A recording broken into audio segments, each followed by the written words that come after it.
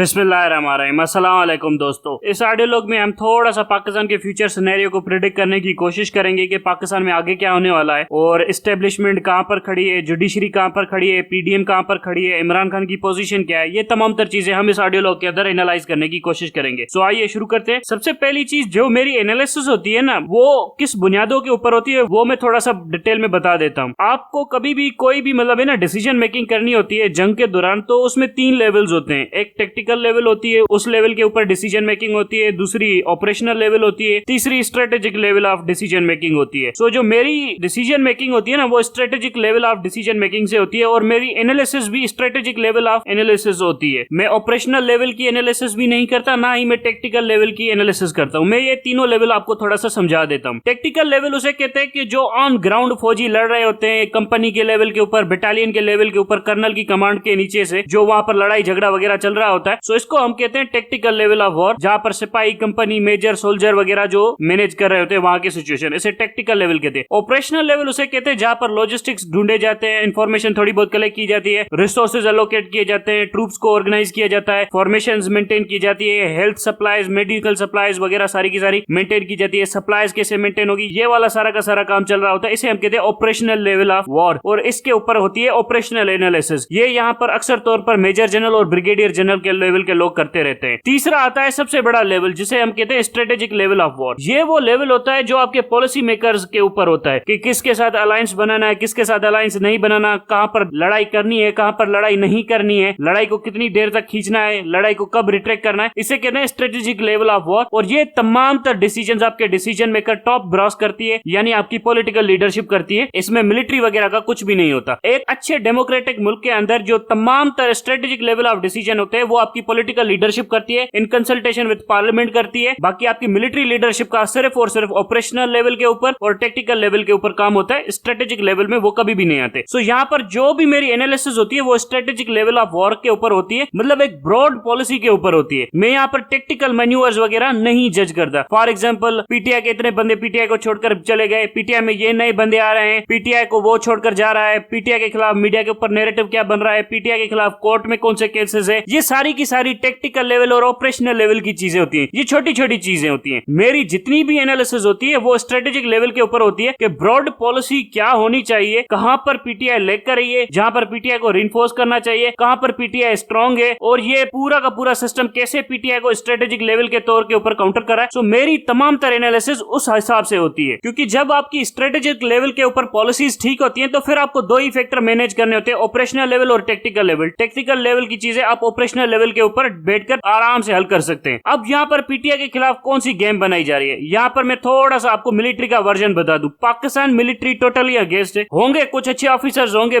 जितने भी अच्छे ऑफिसर्स हैं उनमें से कोई भी इस वक्त पावरफुल पोजीशन के ऊपर नहीं है। पाकिस्तान आर्मी की पावरफुल पोजीशन क्या है? Chairman joint chief of staff, army chief हो गया, सीजीएस हो गया और डीजीआईएसआई होगा। ये 3 से 4 पावरफुल पोजीशन है और डीजी रेंजर्स वगैरह हो गए। ये सारी की सारी पाकिस्तान आर्मी की पावरफुल पोजीशन है। इनमें से जितने भी लोग हैं वो सारे के सारे एंटी इमरान है। कोई भी अच्छा खासा बंदा पावरफुल पोजीशन में नहीं है जो प्रो इमरान हो। और इमरान खान को परवाह भी नहीं है, जब भी इमरान खान प्राइम मिनिस्टर बनेगा उसे परवाह भी नहीं होगी कि इस ओहदे के ऊपर कौन सा बंदा बैठा है, मेरा बंदा बैठा है या किसी और का बंदा बैठा हुआ है। ये वो लेसन है जो इमरान खान ने लर्न किया है। और ये जो इमरान खान की टांग में गोली लगी है और 3 महीने कमरे के अंदर बंद रहा है ना, ये इसको बड़ा टाइम मिला है कि अपने आप पर रिफ्लेक्शन करे, अपनी थॉट्स को दोबारा देखे, इसने कहां पर गलती की, कैसे गलती की, क्यों गलती की, क्या वो दोबारा गलती कर सकता है या नहीं कर सकता। ये वो इमरान खान को टाइम दिया गया कि वो रिफ्लेक्ट करे, वो अपनी सारी की सारी चीजें देखे। सो अब आते हैं मिलिट्री के ऊपर। मिलिट्री के अंदर कोई भी ऐसा मतलब है ना फेवरेबल सर्कमस्टेंसेस नहीं है जो इमरान खान को वापस लाने के लिए तैयार हो, क्योंकि मिलिट्री और इमरान खान एक ऐसी कन्फ्रंटेशन के अंदर आ गए हैं जो लड़ना जरूरी है। फॉर एग्जाम्पल, मिलिट्री ये समझती है कि अगर हमने इमरान खान को ना कुचला तो इमरान खान हमारे ताकत के लिए थ्रेट है। इमरान खान चाहे कितना भी तलवे चाट ले, चाहे कितना भी झुक जाए आर्मी के सामने, लेकिन आर्मी को तो ये महसूस हो रहा है ना कि ये हमारे लिए थ्रेट बन चुका है, ये हमारी साइज से बहुत बड़ा हो चुका है। अगर हमने इसको कंट्रोल नहीं किया तो ये हमारी धज्जियां उड़ा देगा। आर्मी हर वो स्टेप लेगी जिससे इमरान खान को कंट्रोल किया जा सके। अब यहाँ पर कुछ लोग कहते हैं कि जनरल आसिम मुनीर कमांड में नहीं है, जनरल आसिम मुनीर कमजोर है। कोई फर्क नहीं पड़ता। जनरल आसिम मुनीर अपनी नीयत से इमरान खान की मंजी ठोक रहा है और ये सारा का सारा ड्रामा है कि आईएसआई के ऑफिसर्स क्यों नहीं चेंज हो रहे, आईएसआई क्यों नहीं पॉलिसी चेंज करे, जनरल आसिम मुनीर की कोई बात क्यों नहीं मारा। ये सारा का सारा ड्रामा है। अगर आर्मी चीफ अपने करने के ऊपर है तो बहुत कुछ कर सकता है और जनरल आसिम मुनीर वो नहीं कर रहा है। वो इसीलिए नहीं कर रहा क्योंकि वो बजारते खुद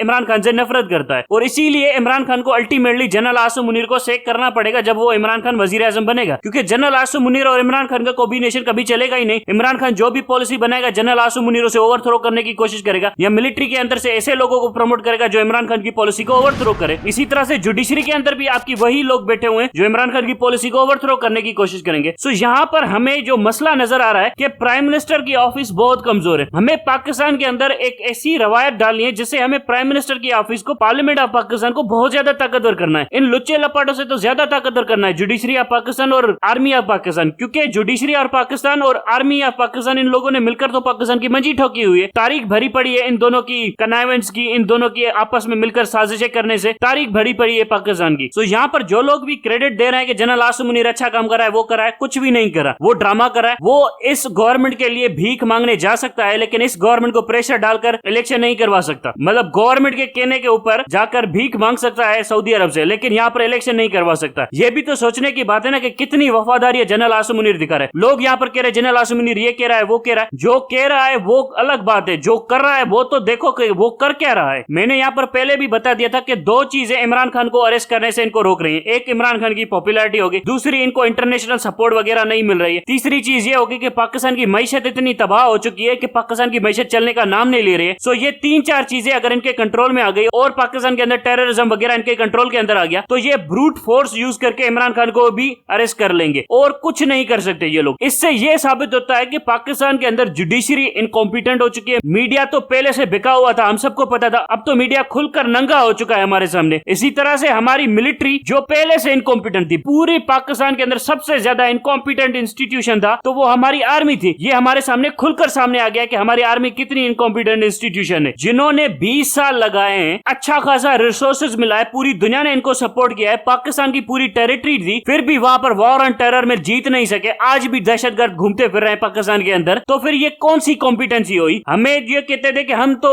नाकाम हुए इकोनॉमिक फ्रंट के ऊपर, चलो करप्शन के फ्रंट के ऊपर नाकाम हुए, ये तो वॉर ऑन टेरर में भी नाकाम हुए। 80,000 पाकिस्तानी शहीद हो गए, तो ये क्या सक्सेस है इनका? 80,000 पाकिस्तानियों ने अपनी जानें दे दी, ये सक्सेस है मिलिट्री का वॉर ऑन टेरर में? कोई भी बंदा थोड़ा बहुत ज़हन रखता है ना, वो यहाँ पर क्लियरली देख सकता है कि आर्मी कितना बड़ा ब्लंडर है पाकिस्तान के अंदर। आर्मी ने कितने बड़े क्राइम किए हुए पाकिस्तान के अंदर। आर्मी ने पूरा का पूरा national interest, national security compromise कर दिया। आज हम एग्जिस्टेंशियल थ्रेट महसूस कर रहे हैं। मतलब हमारी रियासत को वो खतरा है कि हमारी रियासत टूट सकती है, पाकिस्तान का ज्योग्राफिकल नक्शा बदल सकता है। वजह पाकिस्तान आर्मी के एडवेंचर। जब पाकिस्तान आर्मी इस तरह से पाकिस्तान की मंजी ठोक रही है तो फिर हमें दुश्मनों की क्या जरूरत है, जब हमारे घर में जीएचक्यू के अंदर ही हमारे दुश्मन मौजूद है। ये मीडिया को कंट्रोल करके नैरेटिव तो बना देते हैं। आज भी क्या कर रहे हैं, शहीदों के ऊपर जाकर तस्वीरें खिंचवाकर प्रमोट कर रहे हैं मीडिया के अंदर। ये नैरेटिव तो ये लोग बना देते हैं, लेकिन इससे क्या होता है कि अब पाकिस्तान की ग्राउंड रियलिटीज चेंज होती है? नहीं चेंज होती है। पाकिस्तान को इस वक्त एक लेजिटिमेट गवर्नमेंट की जरूरत है। आप देखेंगे जैसे ही लेजिटिमेट गवर्नमेंट आएगी पाकिस्तान की सिचुएशन ही बदल जाएगी। अब लेजिटिमेट गवर्नमेंट आने से सबसे ज्यादा खतरा किसको है? ना पीडीएम को है, ना जुडिशरी को है, पाकिस्तान आर्मी को है। क्योंकि जो लेजिटिमेट गवर्नमेंट आएगी वो मामला को टेक ऑन करेगी, वो सारे के सारे मामला हल करना शुरू करेगी। तो सबसे ज्यादा निग्लेक्टेड कौन सा इंस्टीट्यूशन महसूस करेगा? सबसे ज्यादा निग्लेक्टेड इंस्टीट्यूशन जो महसूस करेगा वो पाकिस्तान आर्मी, क्योंकि पाकिस्तान आर्मी इस वक्त बुरी तरह से पाकिस्तान को चलाने में नाकाम गई है। जब एक नई पॉलिटिकल लीडरशिप आएगी और वो अच्छे से पाकिस्तान को चलाएगी तो लोगों को तो सवाल पूछने का हक बनता है ना कि ये इनकॉम्पिटेंट इंस्टीट्यूशन, ये नालायक निकम्मे जनरल क्यों बार बार पाकिस्तान को चलाने के लिए आ रहे हैं। अब आते हैं थोड़ी सी मीडिया की एनालिसिस कर लेते हैं। मीडिया वाले अब यहाँ पर कह रहे हैं कि हमें लोग इंफॉर्मेशन फीड करते थे